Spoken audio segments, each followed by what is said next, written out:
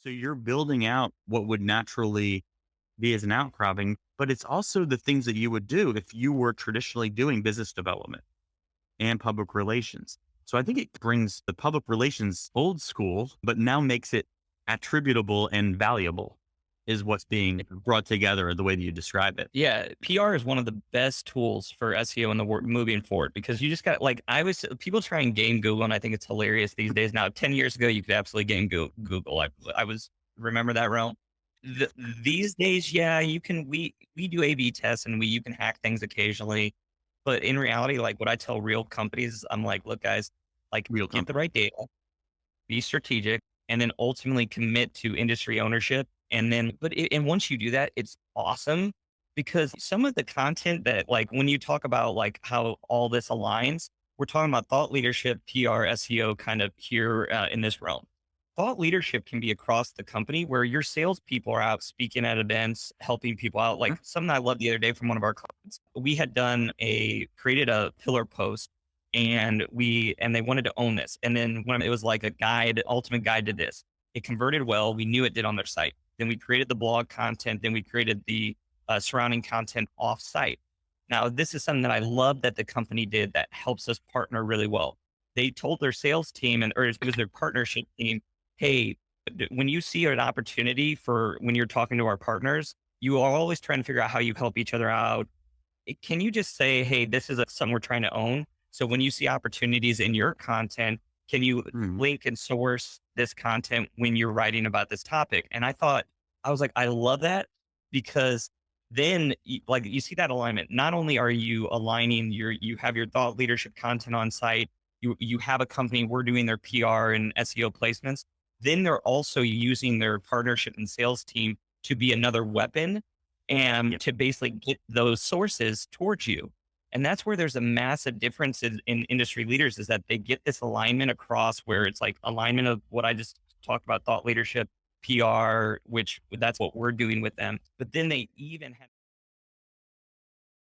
There's an opportunity where it makes sense. And we provide so much value and you know that. You're speaking about this in a lens of that. We're saying, what channels do we have access to? And why aren't we accessing them? I think that kind of distills what you're saying.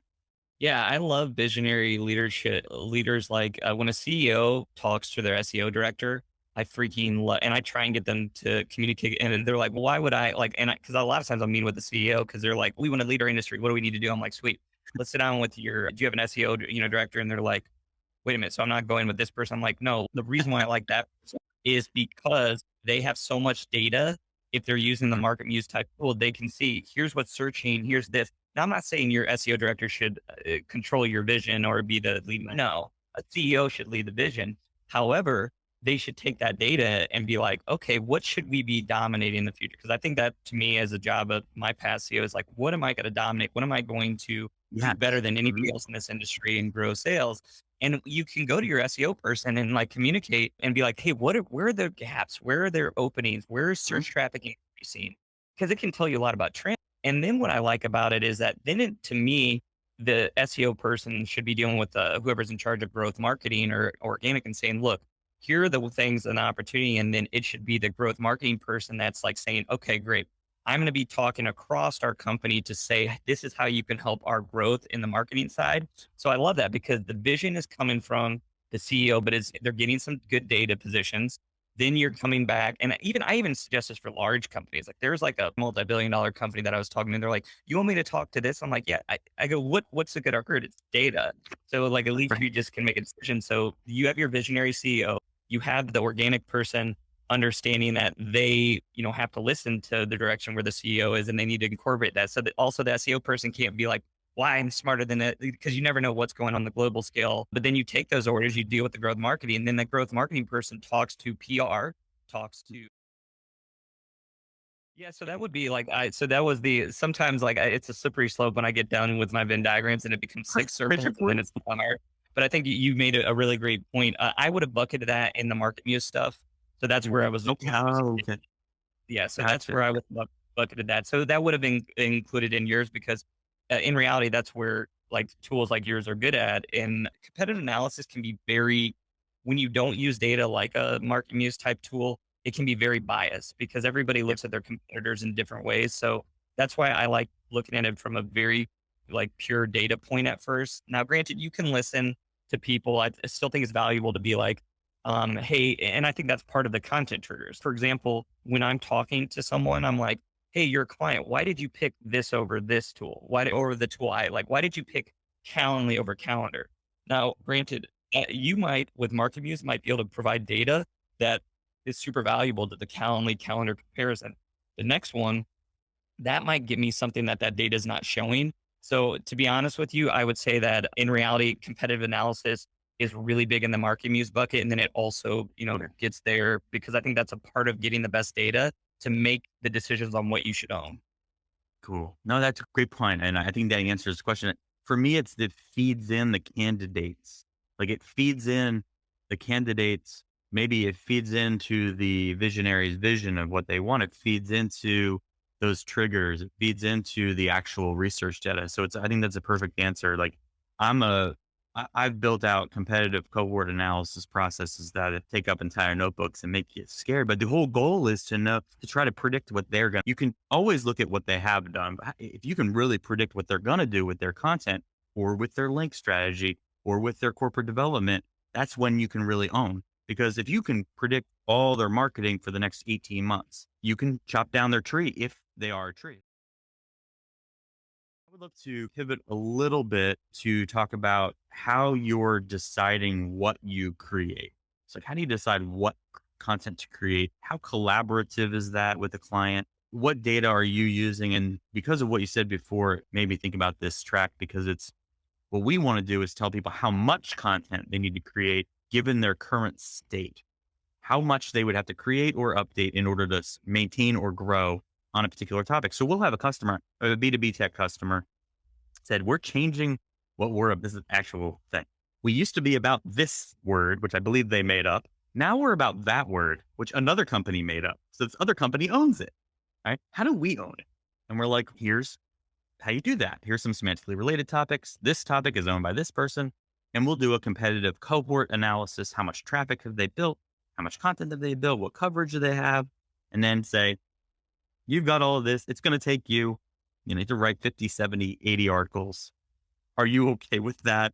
They take a big deep breath and then they're like, yeah, we know we have to do it. So what do you do to make that less painful? Because I know you're going through a very similar process or giving them the same kind of mental imagery of what they need to do. What do you do to get somebody so that they're okay with the daunting task that this isn't overnight? It needs a lot of work and it's going to take potentially a long-term vision to start getting, that return on investment. Yeah, I think it's important at the beginning to get everybody on the same. Like, I think your tool is great. I think that the common thing that like the market muses out there have, it's not because of you guys, it's because of internally people didn't set it up for success.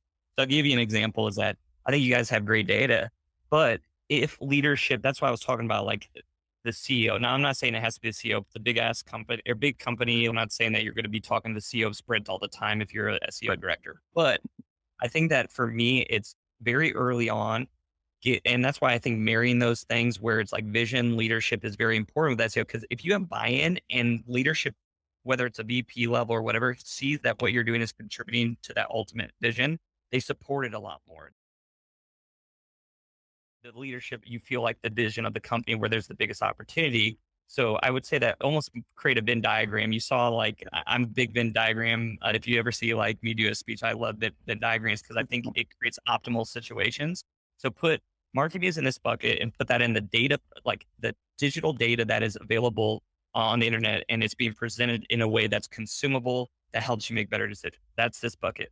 Then there is the content triggering bucket, which is real data or real life data from situational experiences with stakeholders that you're dealing with that matter to you. So you're taking that into consideration. Then the visionary, like this is where we see the company going. And when you're picking out content, try and find that middle. What aligns with Yeah. the vision? What aligns with the content trigger, and what aligns with the data that MarketMuse is giving? And that's how you're going to really get a lot of great decisions and content being created and things that you're owning. If you can own those things, you're going to do well. You're going to get the right traffic. You're going to lead in the right way. And that's why I like combining thought rather than just being like, we're only used to, the most common thing is there some egotistical leaders that are just saying, we know where to go. We know where to go. And that's the thing that's the worst, that I would say the most common. That's why I'm like adding the data here and the data here.